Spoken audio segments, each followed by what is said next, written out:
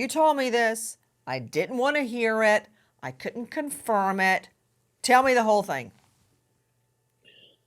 So when the family first made a public plea, I simply showed up as a volunteer, and after about a day and a half of searching, I realized that this was a voluntary missing case, and I announced on Twitter that I was dropping out of it because of that. And that's when I started getting calls from people, some people in Hawaii, and some other people close to the situation. It was from there that I reached out to some people because her bucket list, handwritten bucket list, didn't make much sense. I found out that photography job was not a real photography job, Put and him up, also please. Hold on. okay, Wait. yeah, Back it yeah, up. okay, So the bucket list we heard about since day one was not a bucket list. It was a BS list. yes, yes. In fact, if you look on it, What it was on says the bucket photos. list? I'm just curious. Well, supposedly her dream job as a photographer, but she was shooting a gig in New York. But we were able to find out pretty easily that all she did was request a press pass um, for a music event, and she was granted one, but not a paid job.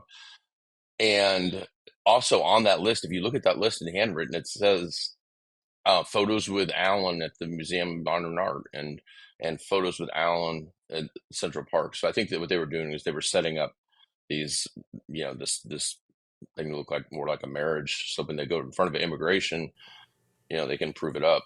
Guys, you were seeing shots of the so called Hawaiian beauty who goes missing at LAX.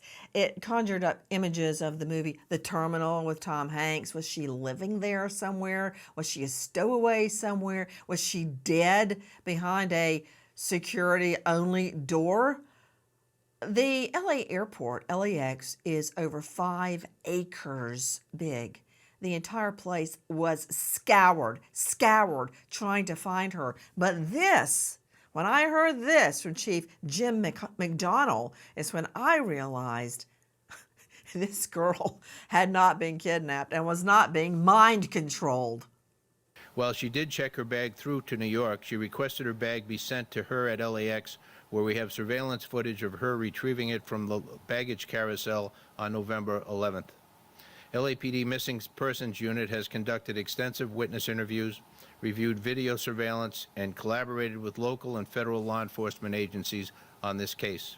That from our friends at KITV. If she could maneuver retrieving her bag that was already in the LAX air system, getting it back from JFK to LAX, finding it. Have you ever tried to find a lost bag? I have. It's not easy. Irv Brandt joining me, former senior inspector, U.S. Marshal Service, International Investigations Branch. He's the author of a series of Jack Solo mysteries online. Gee, I wonder who that's patterned after. All the Jack Solos on Amazon. But catch this. Country attaché with the U.S. Embassy in multiple spots. He's traveled the world tracking down criminals. Irv Brandt, what can you tell me about the green card marriage scam? Nancy, it's very common around the world. I worked extensively with State Department, the Diplomatic Security Service, who have primary jurisdiction over visa fraud. And when someone is perpetrating a visa fraud outside of the country, that's who investigates it.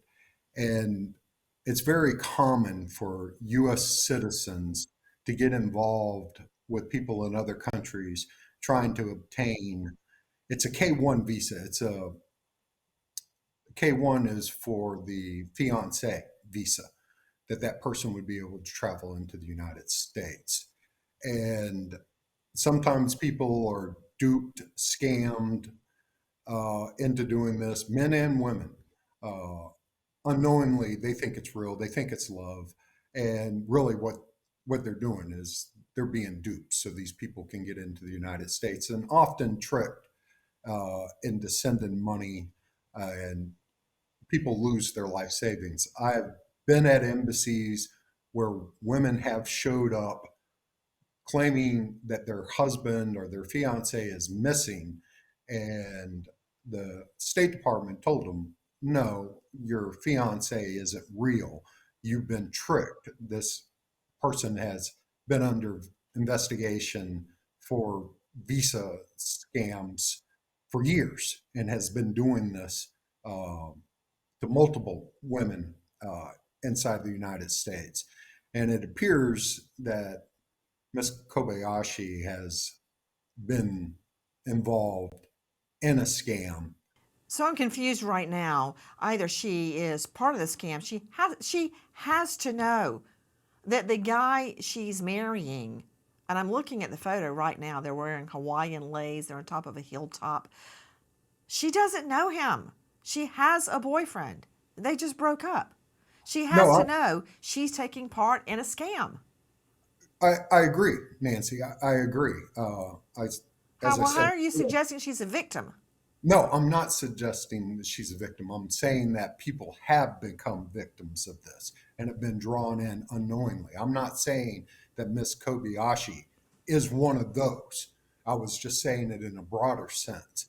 Now, having said that, it appears that she's a willing participant, but I find it hard to believe that she's the mastermind of such a complex scam.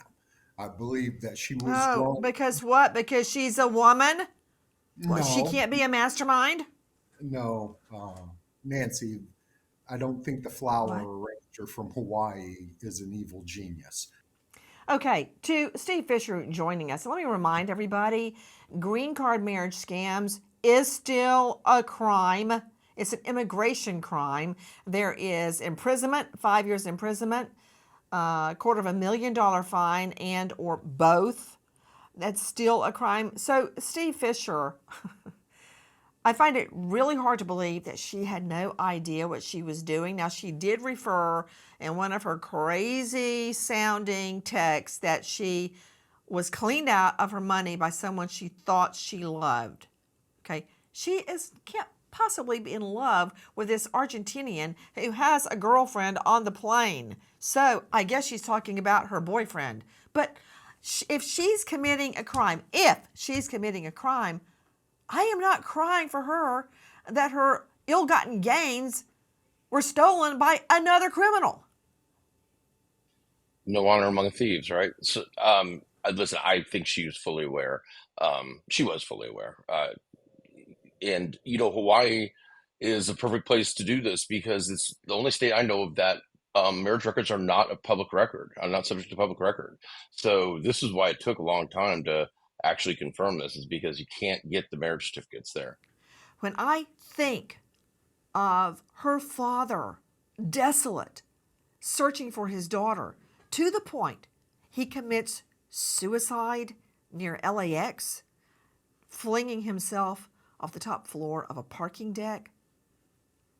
When I think of the thousands of man hours and tens of thousands of dollars our government and law enforcement have dedicated into finding the so-called Hawaiian beauty, I mean, listen from our friends KITV. We understand that there are concerns on behalf of family and friends. We've been very transparent with the family to this point. We have had daily communication and contact with family members, and we've given all the information that we can provide in terms of what our investigation has entailed, what the efforts have been on behalf of the LAPD and other partner law enforcement agencies.